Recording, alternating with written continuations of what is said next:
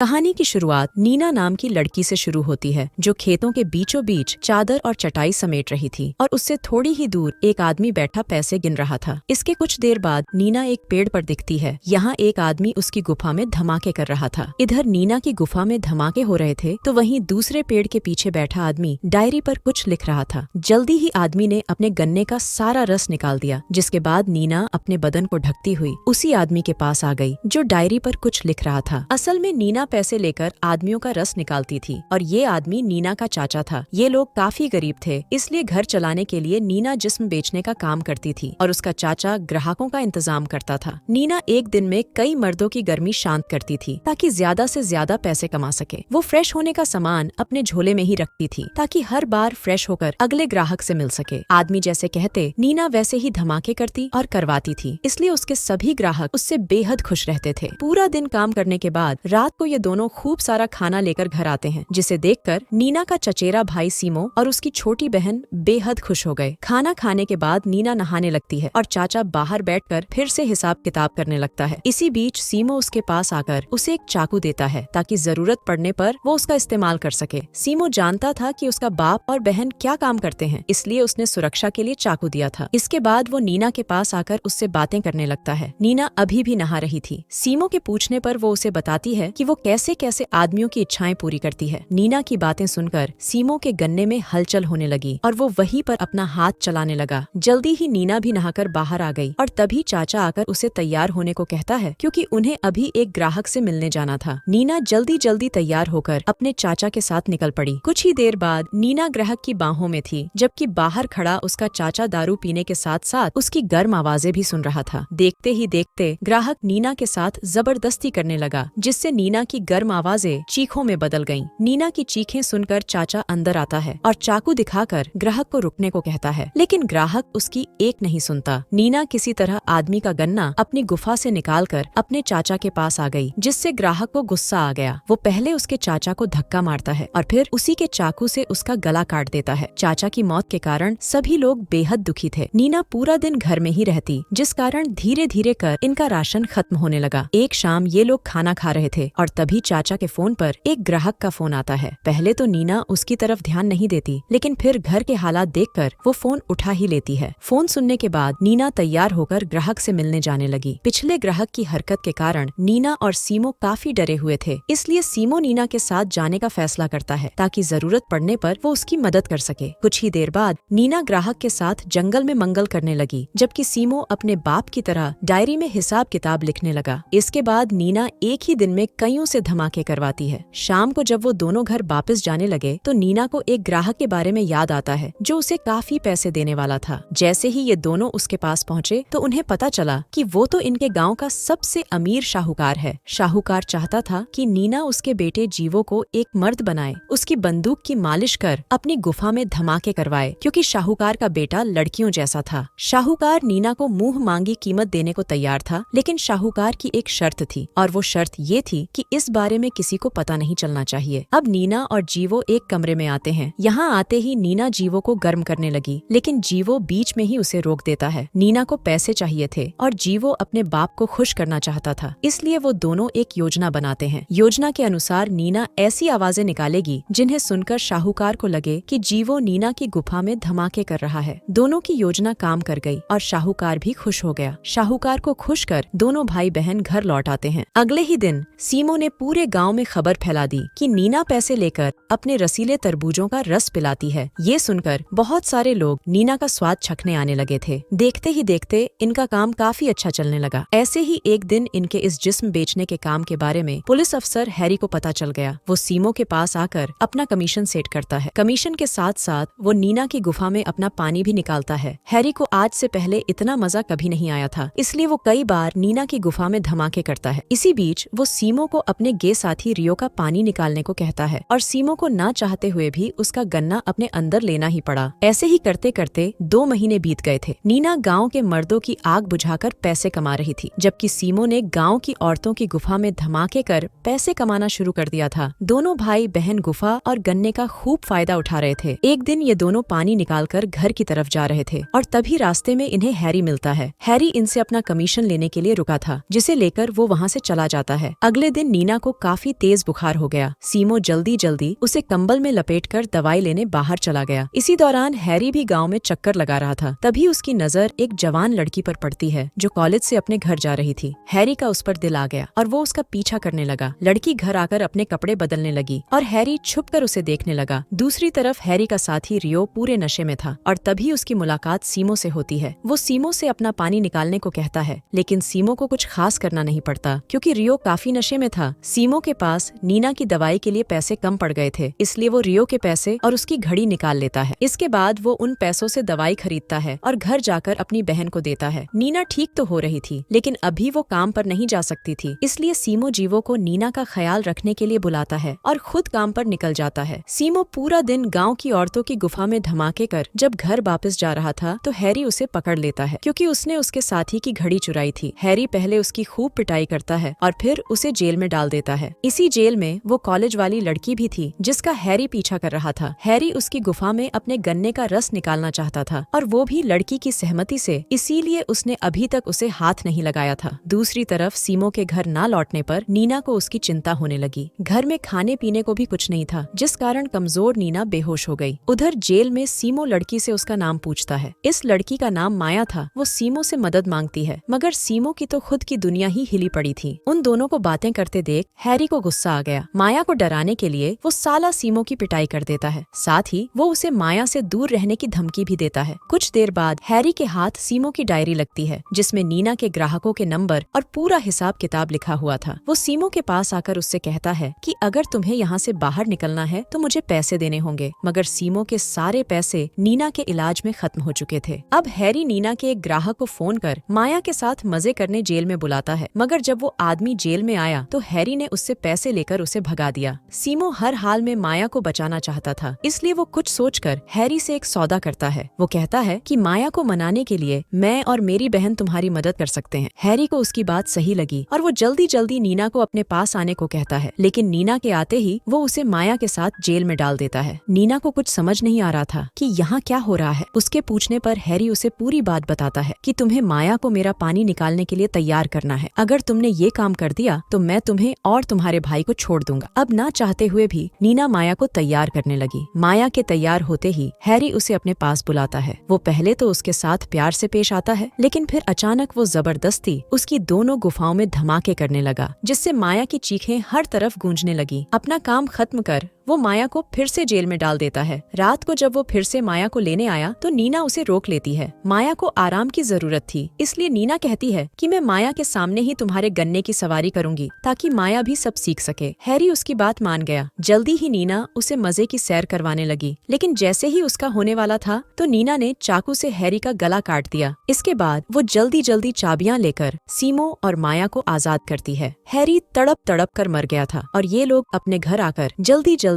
अपनी बहन और जरूरी सामान लेकर भागने की तैयारी करने लगे। इसी बीच जीवो भी अपनी गाड़ी लेकर इनके पास पहुंच गया। वो भी इनके साथ भागने वाला था ताकि वो अपनी जिंदगी अपनी मर्जी से जी सके। अगली सुबह ये सभी लोग गांव से काफी दूर निकल आए थे। सीमो को माया पसंद आ गई थी और माया भी उसका साथ पाकर खुश थी। और इसी के साथ इस कहानी का यही अंत हो जाता है।